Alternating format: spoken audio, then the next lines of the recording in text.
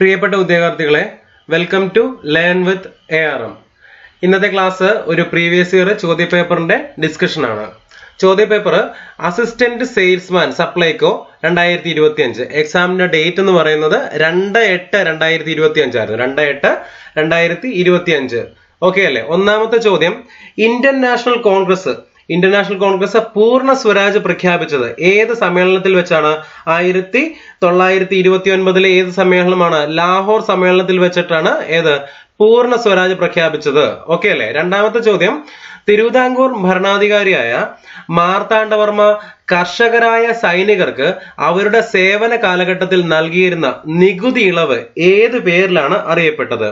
ഉത്തരം ഇറയിളി. എന്താണ്? ഇറയിളി. ഉത്തരം ഇറയിളി. ഓക്കെ. മൂന്നാമത്തെ ചോദ്യം, കേരളത്തിൽ ബ്രിട്ടീഷുകാരുടെ പ്രത്യക്ഷ ഭരണത്തിന് കീഴിലുണ്ടായിരുന്ന പ്രദേശം ഏതാണ്? കേരളത്തിൽ ബ്രിട്ടീഷുകാരുടെ പ്രത്യക്ഷ ഭരണത്തിന് കീഴിലുണ്ടായിരുന്ന പ്രദേശം ഏതാണ്? മലബാർ ആണ്. കേരളത്തിൽ ബ്രിട്ടീഷുകാരുടെ പ്രത്യക്ഷ ഭരണത്തിന് കീഴിലുണ്ടായിരുന്ന പ്രദേശം മലബാർ. നാലാമത്തെ ചോദ്യം, 1.25 കോടി മലയാളികൾ എന്ന ഗ്രന്ഥം രചിച്ചത് ആരാണ്?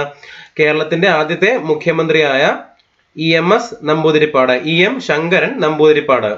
അഞ്ചാമത്തെ ചോദ്യം, ശുദ്ധി പ്രസ്ഥാനം ഏത് പരിഷ്കരണ പ്രസ്ഥാനവുമായി ബന്ധപ്പെട്ടതാണ്? ഉത്തരം ആര്യസമാജവുമായിട്ട് ബന്ധപ്പെട്ടതാണ് ശുദ്ധി പ്രസ്ഥാനം എന്ന് പറയുന്നത്. ആറാമത്തെ ചോദ്യം, 1925 ജൂണിൽ അഴീക്കൽ തീരത്ത് നിന്ന് 44 നോട്ടിക്കൽ മൈൽ അകലെ വെച്ച് കത്തി അമർന്ന കപ്പൽ കൊളംബോയിൽ നിന്ന് മുംബൈയിലെ ഏത് തുറമുഖത്തേക്കാണ് യാത്ര തിരിച്ചത്? ഈ ചോദ്യം PSC ഒഴിവാക്കിയ ചോദ്യം ആണ്. ഏഴാമത്തെ ചോദ്യം നമുക്ക് നോക്കാം. താഴെ പറയുന്നവയിൽ ശരിയായ പ്രസ്താവന ഏതാണ് എന്നുള്ളതാണ് ചോദ്യം. താഴെ പറയുന്നവയിൽ ശരിയായ പ്രസ്താവന ഏത്? ഒന്ന്, കാറ്റിലൂടെ തിരശ്ചീന തലത്തിൽ താപം വ്യാപിക്കുന്ന പ്രക്രിയയാണ് അഭിവഹനം എന്ന് പറയുന്നത്. ശരി.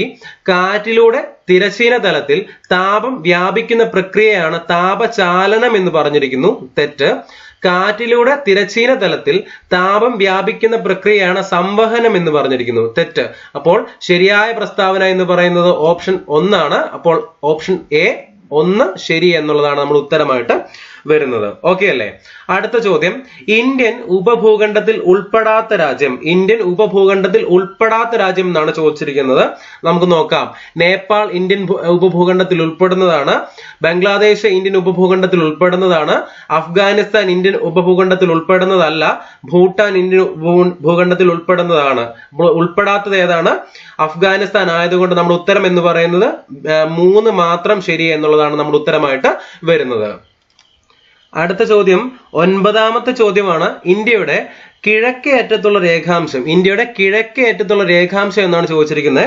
ഇന്ത്യയുടെ കിഴക്കേ അറ്റത്തുള്ള രേഖാംശം എന്ന് പറയുന്നത് 97°25' കിഴക്കാണ്. ഇന്ത്യയുടെ കിഴക്കേ അറ്റത്തുള്ള രേഖാംശം എന്ന് പറയുന്നത് 97°25' കിഴക്ക് രേഖാംശം.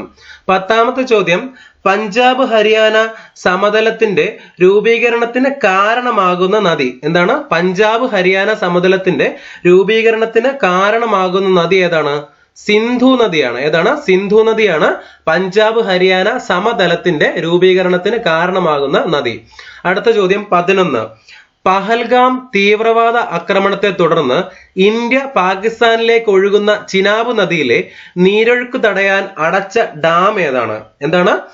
പഹൽഗാം തീവ്രവാദ ആക്രമണത്തെ തുടർന്ന് ഇന്ത്യ പാകിസ്ഥാനിലേക്ക് ഒഴുകുന്ന ചിനാബ് നദിയിലെ നീരൊഴുക്ക് തടയാൻ അടച്ച ഡാം ഏതാണ്? നമുക്കറിയാം.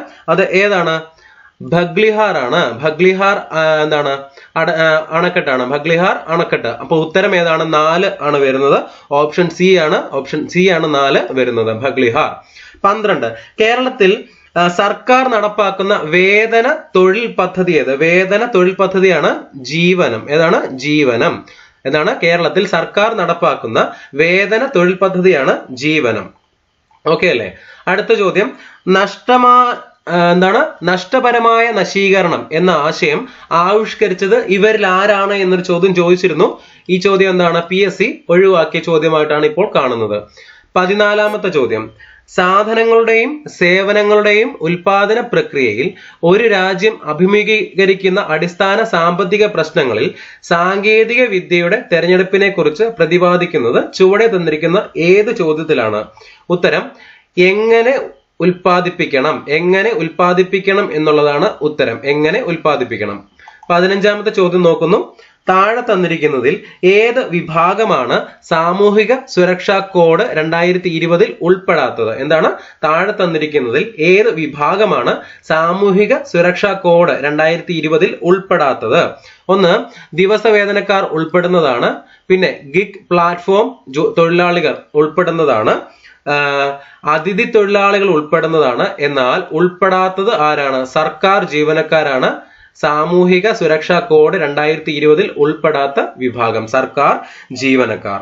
16, വരും തലമുറയ്ക്ക് അവരുടെ ആവശ്യങ്ങൾ നിറവേറ്റാനുള്ള കഴിവിൽ കുറവ് വരാതെ ഇന്നത്തെ തലമുറ അവരുടെ ആവശ്യങ്ങൾ നിറവേറ്റുന്ന സമീപനമാണ് സുസ്ഥിര വികസനം. ഈ പ്രസ്താവന മുന്നോട്ട് വെച്ചത് ആരാണ്? ബ്രണ്ട്ലാൻഡ് കമ്മീഷനാണ്. ആരാണ്? ബ്രണ്ട്ലാൻഡ് കമ്മീഷനാണ്.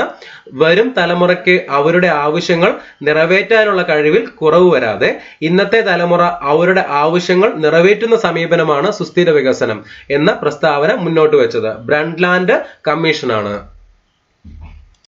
അടുത്ത ചോദ്യം 17ാമത്തെ ചോദ്യമാണ്. ഒരു പ്രദേശത്തെ 20 അംഗങ്ങളോളം വരുന്ന ആളുകൾ ഒത്തുചേർന്ന് ചെറിയ സംഘങ്ങൾ രൂപീകരിക്കുന്നു.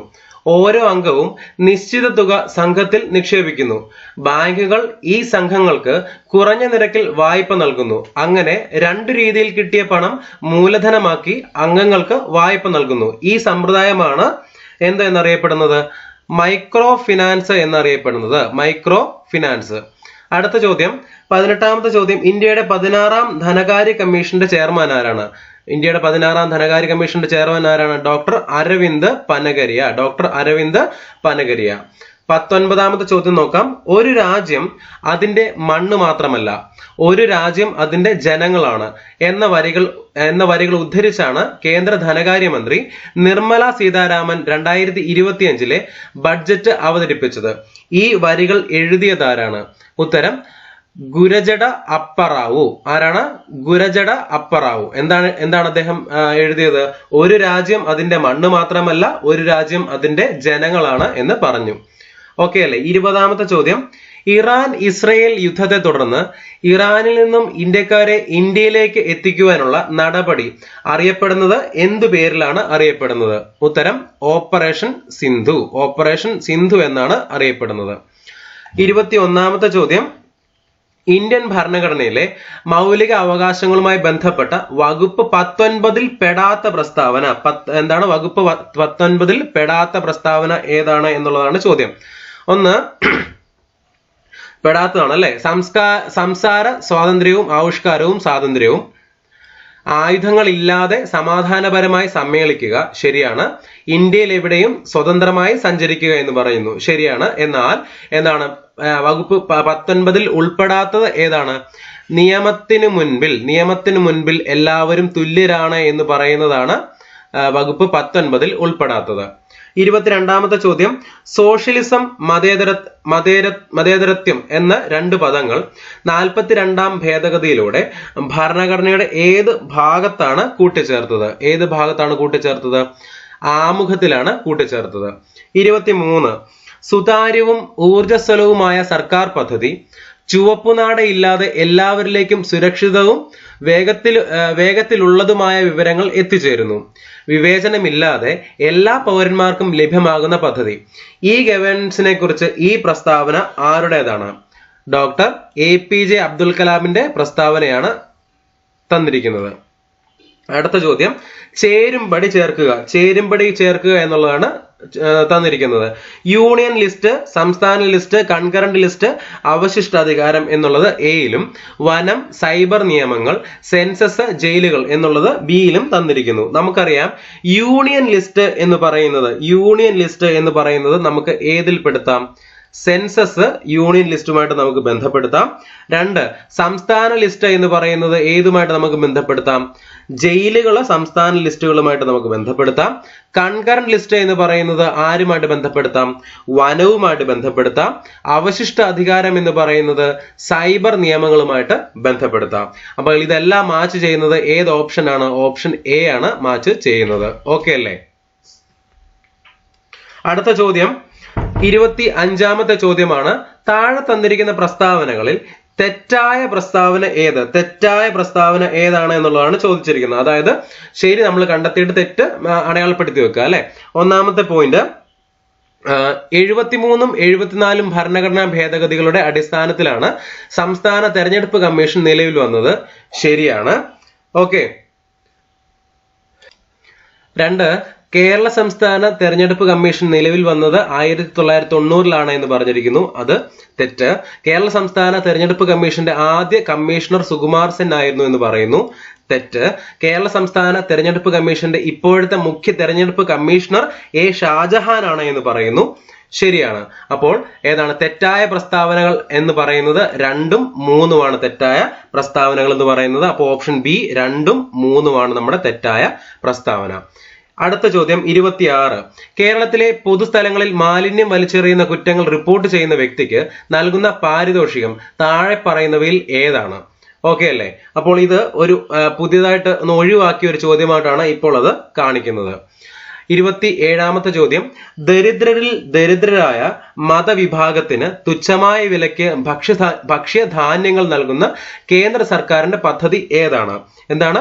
ദരിദ്രരിൽ ദരിദ്രരായ ജനവിഭാഗത്തിന് തുച്ഛമായ വിലയ്ക്ക് ഭക്ഷ്യധാന്യങ്ങൾ നൽകുന്ന കേന്ദ്ര സർക്കാരിന്റെ പദ്ധതി ഏതാണ്?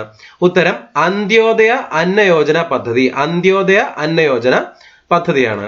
28. താഴെ തന്നിരിക്കുന്ന പ്രസ്താവനകളിൽ തെറ്റായ പ്രസ്താവന കണ്ടെത്തുക. തെറ്റായ പ്രസ്താവന കണ്ടെത്തുക എന്നുള്ളതാണ് ചോദ്യം. കേരളത്തിൽ ആദ്യമായി തൊഴിൽ വകുപ്പ് രൂപീകരിച്ചത് 1946 ശരി. ഇതിനുള്ള നിർദ്ദേശം നൽകിയത് CP രാമസ്വാമി അയ്യർ ആണെന്ന് പറയുന്നു. ശരിയാണ്. ഇതിനുള്ള ഉത്തരവിറക്കിയത് ശ്രീമൂലം തിരുനാൾ രാജാവാണ് എന്ന് പറയുന്നു. തെറ്റ്. 1946 വരെ വ്യവസായ വകുപ്പിന്റെ ഭാഗമായിരുന്നു തൊഴിൽ വകുപ്പ് എന്ന് പറയുന്നു. ശരി. അതില് തെറ്റായ പ്രസ്താവന എന്ന് പറയുന്നത് ഓപ്ഷൻ സി ആണ് വരുന്നത്. ഓപ്ഷൻ സി എന്ന് പറയുന്നത് എന്താണ്? ശ്രീമൂലം തിരുനാൾ രാജാവാണ് ഇതിനുള്ള ഉത്തരവിറക്കിയത് എന്നുള്ളതാണ് തെറ്റായിട്ട് പറയുന്നത്. 29ാമത്തെ ചോദ്യം, താഴെ തന്നിരിക്കുന്ന പ്രസ്താവനകളിൽ രാജ്യസഭയുമായി ബന്ധപ്പെട്ട ശരിയായ പ്രസ്താവന അല്ലെങ്കിൽ പ്രസ്താവനകൾ ഏതാണ് എന്നുള്ളതാണ് ചോദ്യം. ശരിയായ പ്രസ്താവനകൾ ഏതൊക്കെയാണെന്നാണ് ചോദിച്ചിരിക്കുന്നത് രാജ്യസഭയുമായിട്ട് ബന്ധപ്പെട്ടത്. രാജ്യസഭയുടെ കാലാവധി 6 വർഷമാണ് എന്ന് പറയുന്നു. തെറ്റ്. രാജ്യസഭ പാർലമെന്റിന്റെ അധോമണ്ഡലമാണ് എന്ന് പറയുന്നു. തെറ്റ്. രാജ്യസഭ അംഗമാകാനുള്ള കുറഞ്ഞ പ്രായം 25 വയസ്സാണ് എന്ന് പറയുന്നു. തെറ്റ്. എല്ലാ സംസ്ഥാനങ്ങളിൽ നിന്നും രാജ്യസഭാ അംഗങ്ങളുടെ പ്രാതിനിധ്യം തുല്യമാണ് എന്ന് പറയുന്നു. തെറ്റ്. അപ്പോൾ ഓപ്ഷനിൽ തന്നിരിക്കുന്ന 1, 2, 3, 4 ഇവയെല്ലാം തെറ്റായതുകൊണ്ട് നമ്മുടെ ഓപ്ഷൻ ബി എല്ലാ പ്രസ്താവനകളും തെറ്റാണ് എന്ന് പറയുന്ന ഓപ്ഷൻ ബി ആണ് നമ്മുടെ ഉത്തരമായിട്ട് വരുന്നത്. ഓക്കെ അല്ലേ. അടുത്ത ചോദ്യം 30. MGNREGA എന്തിന്റെ പൂർണ്ണരൂപമാണ് അല്ലെങ്കിൽ അതിന്റെ പൂർണ്ണരൂപം എന്താണ്? ഉത്തരം Mahatma Gandhi national rural employment guarantee act. എന്താണ്? Mahatma Gandhi national rural employment guarantee ആക്ടിന്റെ എന്താണ് ഷോർട്ട് ഫോം ആണ് MGNREGA എന്ന് ഉള്ളത്. ഓക്കെ അല്ലേ. 31. താഴെ തന്നിരിക്കുന്നവയിൽ തെറ്റായ പ്രസ്താവന അല്ലെങ്കിൽ പ്രസ്താവനകൾ ഏതൊക്കെയാണ് എന്നുള്ളതാണ് ചോദ്യം. ഓക്കെ അല്ലേ. നമുക്ക് നോക്കാം. ജമ്മു കാശ്മീരിന് പ്രത്യേക പദവി മുൻപ് നൽകിയിരുന്ന വകുപ്പായിരുന്നു വകുപ്പ് 370. ശരിയാണ്. ഓക്കെ അല്ലേ. 2018 ജമ്മു കാശ്മീരിന്റെ സംസ്ഥാന പദവി നഷ്ടപ്പെട്ടു എന്ന് പറയുന്നു. തെറ്റാണ്. ഇപ്പോൾ ജമ്മു കാശ്മീർ 2 കേന്ദ്രഭരണ പ്രദേശങ്ങളാണ് എന്ന് പറയുന്നു. ശരിയാണ്. ജമ്മു കാശ്മീർ നാഷണൽ കോൺഫറൻസ് ഇവിടുത്തെ ഒരു പ്രധാന പ്രാദേശിക പാർട്ടിയാണെന്ന് പറയുന്നു. ശരിയാണ്. ഇവിടെ തെറ്റായ പ്രസ്താവന എന്ന് പറയുന്നത് ഓപ്ഷൻ 2 2018 ജമ്മു കാശ്മീരിന്റെ സംസ്ഥാന പദവി നഷ്ടപ്പെട്ടു എന്നുള്ളതാണ് ഉത്തരത്തിൽ തെറ്റായിട്ട് വരുന്നത്. ഓക്കെ അല്ലേ. 32.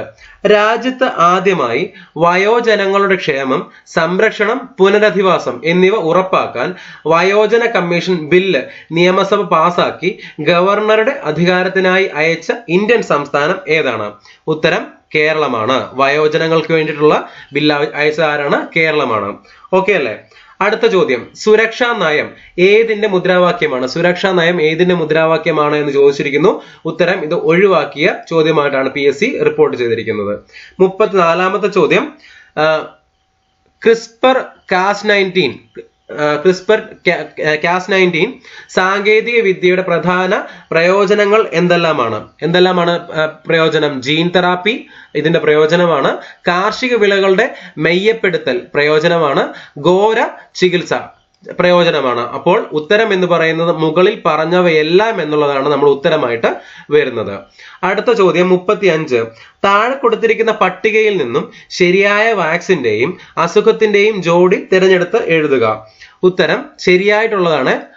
BCG ഹെപ്പറ്റൈറ്റിസ് ബി എന്ന് പറയുന്നു, തെറ്റ്. MR റോട്ട വൈറസ് എന്ന് പറയുന്നു, തെറ്റ്.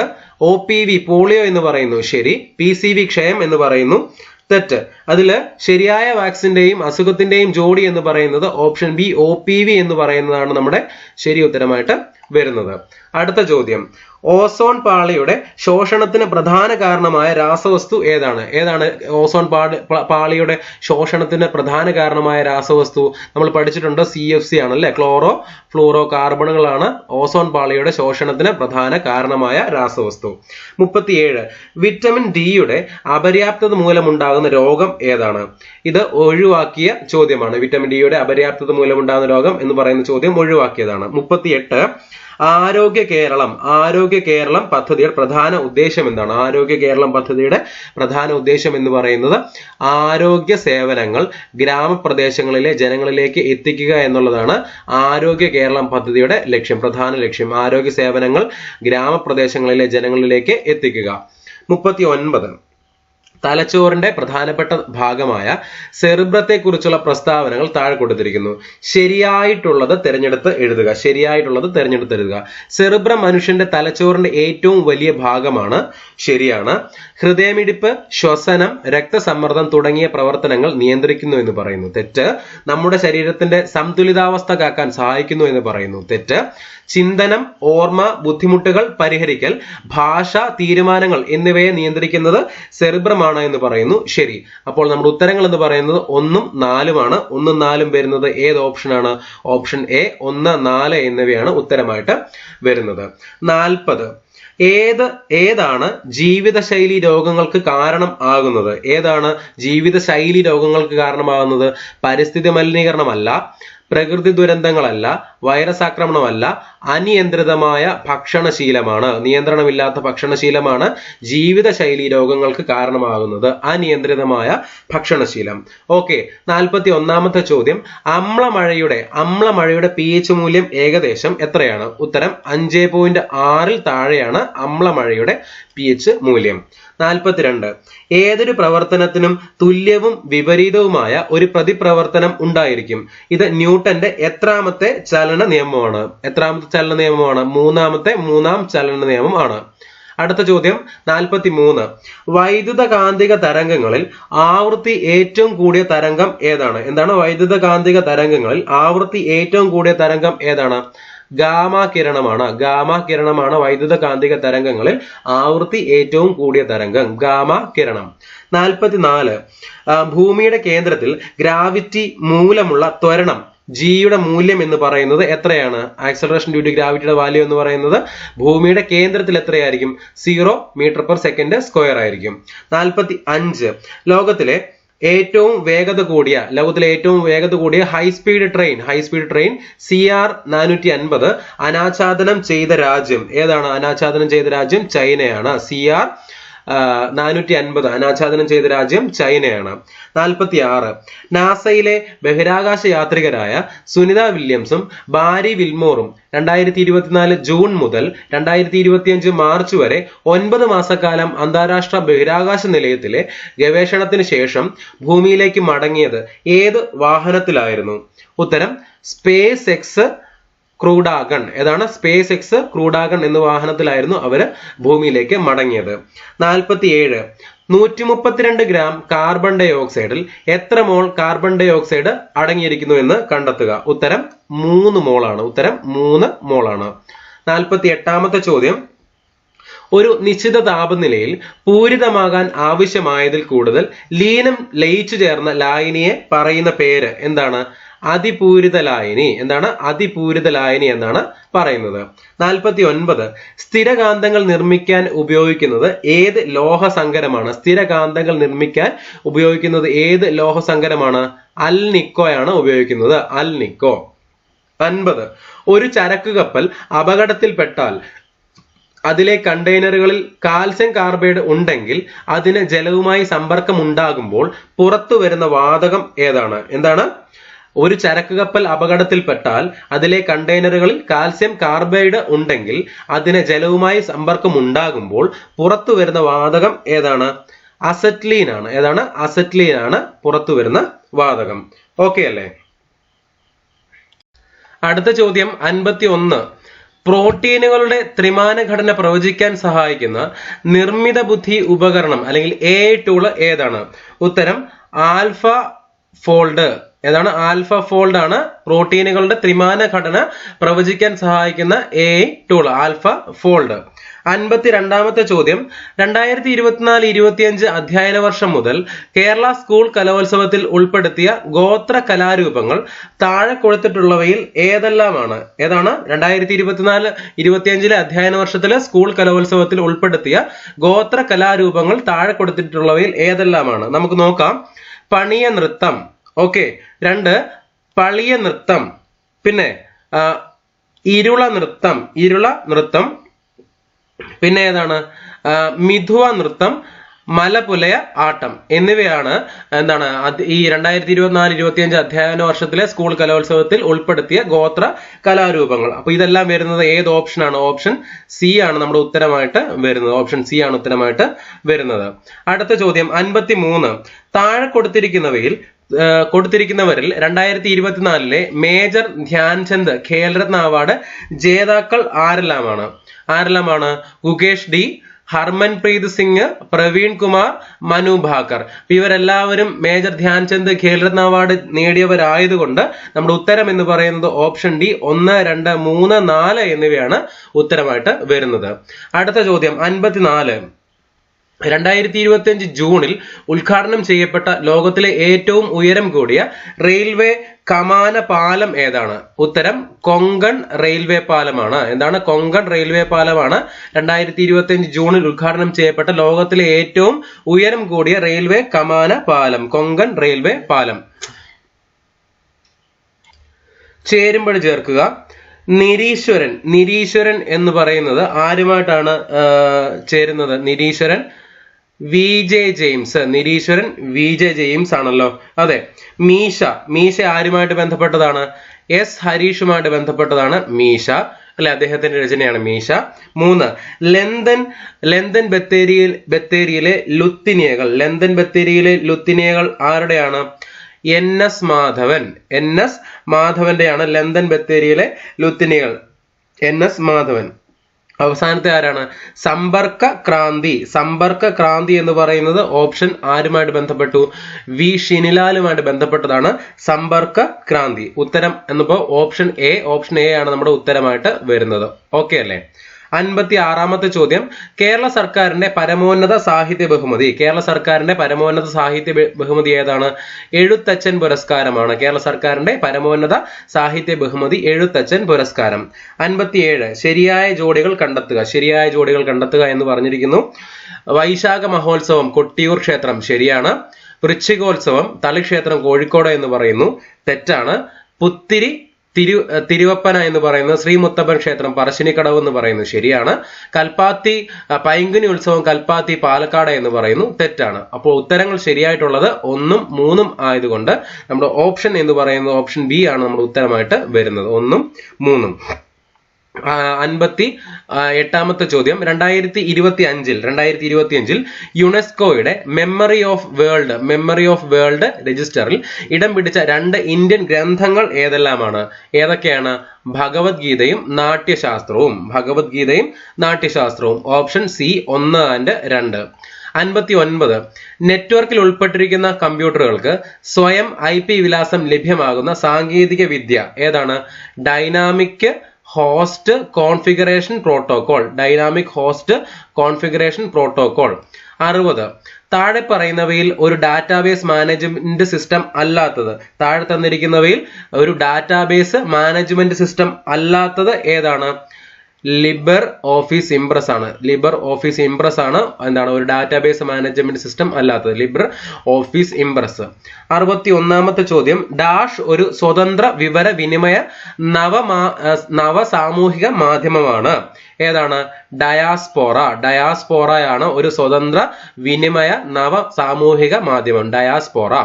62, 2025 ജനുവരിയിൽ ചൈനീസ് കമ്പനി അവതരിപ്പിച്ച ആർട്ടിഫിഷ്യൽ ഇന്റലിജൻസ് അടിസ്ഥാനമാക്കി പ്രവർത്തിക്കുന്ന ചാറ്റ് ബോട്ട് ഏതാണ്? ഡീപ് സീക്ക് ആണ്. ഏതാണ്? Deep seek. 2025 ജനുവരിയിൽ ചൈനീസ് കമ്പനി അവതരിപ്പിച്ച ആർട്ടിഫിഷ്യൽ ഇന്റലിജൻസ് അടിസ്ഥാനമാക്കി പ്രവർത്തിക്കുന്ന ചാറ്റ് ബോട്ട് ഏതാണ്? ഡീപ് സീക്ക് ആണ്. Deep seek. 63, ഇന്ത്യയിലെ ക്വാണ്ടം ഇൻഡസ്ട്രി വികസിപ്പിക്കുന്നതിനായി ആദ്യത്തെ ക്വാണ്ടം വാലി ടെക് പാർക്ക് ആരംഭിച്ചത് ഏത് നഗരത്തിലാണ്? ഉത്തരം അമരാവതി. ഉത്തരം അമരാവതി. 64ാമത്തെ ചോദ്യം, വിവരാവകാശ നിയമപ്രകാരം വെളിപ്പെടുത്തലിൽ നിന്ന് ഒഴിവാക്കാത്ത വിവരങ്ങൾ ഏതൊക്കെയാണ്? സംസ്ഥാന നിയമസഭയ്ക്ക് നിഷേധിക്കാനാവാത്ത വിവരങ്ങൾ എന്നുള്ളതാണ് ഒഴിവാക്കാനാവാത്ത വിവരങ്ങൾ. അതുകൊണ്ട് ഉത്തരം ബി ആണ് നമ്മുടെ ശരിയായിട്ട് വരുന്നത്. ഓക്കെ അല്ലേ? 65, ഉപഭോക്തൃ സംരക്ഷണ നിയമത്തിന്റെ ഏത് വകുപ്പിലാണ് ഉപഭോക്തൃ അവകാശങ്ങൾ നിർവചിച്ചിരിക്കുന്നത് എന്ന് പറഞ്ഞിരിക്കുന്നു. ഓപ്ഷൻ അത് ഒഴിവാക്കിയ ചോദ്യം, അത് ഒഴിവാക്കിയ PSC ഒഴിവാക്കിയ ചോദ്യമാണ്. 66ാമത്തെ ചോദ്യം, ഭരണഘടനയുടെ ഏത് അനുച്ഛേദ പ്രകാരമാണ് പട്ടികജാതിക്കാർക്കായുള്ള ദേശീയ കമ്മീഷൻ രൂപീകരിച്ചിരിക്കുന്നത്? എന്താണ്? ഭരണഘടനയുടെ ഏത് അനുച്ഛേദ പ്രകാരമാണ് പട്ടികജാതിക്കാർക്കായുള്ള ദേശീയ കമ്മീഷൻ രൂപീകരിച്ചിരിക്കുന്നത്? ഉത്തരം 338 അനുച്ഛേദമായതുകൊണ്ട് ഓപ്ഷൻ ഏതാണ്? ഓപ്ഷൻ എ 4 എന്ന് പറയുന്നതാണ് ഉത്തരമായിട്ട് വരുന്നത്. 67, ഗാർഹിക പീഡന നിയമത്തിലെ 12ാം വകുപ്പ് പ്രകാരം ആർക്കൊക്കെ അപേക്ഷ നൽകാം? പീഡിപ്പിക്കപ്പെട്ട വ്യക്തിക്ക് മാത്രം ശരി, ഏതൊരാൾക്കും എന്നുള്ളത് ശരി, പീഡിപ്പിക്കപ്പെട്ട വ്യക്തിക്കും പ്രൊട്ടക്ഷൻ ഓഫീസർക്കും മാത്രം എന്നുള്ളത് ശരി. ഇതെല്ലാം ശരിയായതുകൊണ്ട് ഓപ്ഷൻ ഏതാണ് നമ്മുടെ ഉത്തരമായിട്ട് വരുന്നത്? ഓപ്ഷൻ ബി ആണ്. 4 മാത്രം എന്നുള്ളതാണ് നമ്മുടെ ഉത്തരമായിട്ട്, എല്ലാം ശരിയാണ് എന്നുള്ളതാണ് നമ്മുടെ ഉത്തരമായിട്ട് വരുന്നത്. 68, പോക്സോ നിയമപ്രകാരം കുട്ടിയുടെ നിർവചനത്തിൽ വിഭാവനം ചെയ്യപ്പെട്ട പ്രായം എത്രയാണ്? 18 വയസ്സിൽ താഴെയുള്ള ആളാണ് പോക്സോ നിയമപ്രകാരം കുട്ടിയുടെ നിർവചനത്തിൽ വരുന്നത്. 18 വയസ്സിൽ താഴെ ഉള്ളത്. അപ്പൊ നമ്മുടെ ഉത്തരം എന്ന് പറയുന്ന ഓപ്ഷൻ സി 2 മാത്രം എന്നുള്ളതാണ് ഉത്തരമായിട്ട് വരുന്നത്.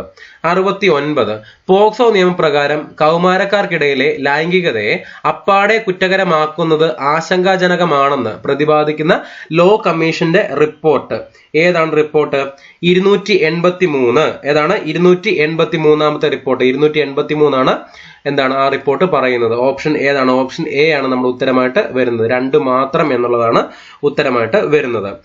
70ാമത്തെ ചോദ്യം, മാതാപിതാക്കളുടെയും മുതിർന്ന പൗരന്മാരുടെയും സംരക്ഷണ നിയമത്തിൽ S2D രക്ഷിതാവ് എന്ന് പറയുന്നത് എന്താണ്? ഏതാണ് രക്ഷിതാവ് എന്ന് പറയുന്നത്?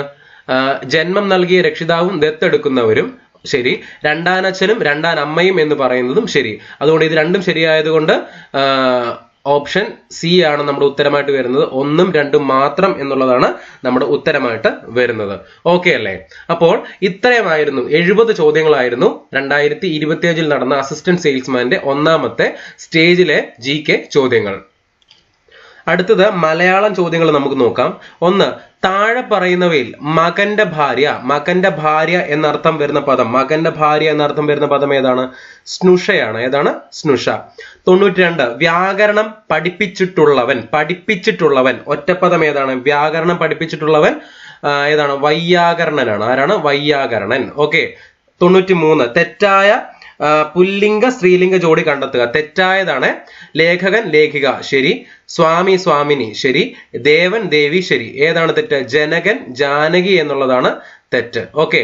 94, കൊന്നമരം എന്ന അർത്ഥം വരാത്ത പദം ഏതാണ്? താഴെ തന്നിരിക്കുന്നതിൽ സൗപർണം എന്നുള്ളതാണ് കൊന്നമരം എന്ന അർത്ഥം വരാത്ത പദം.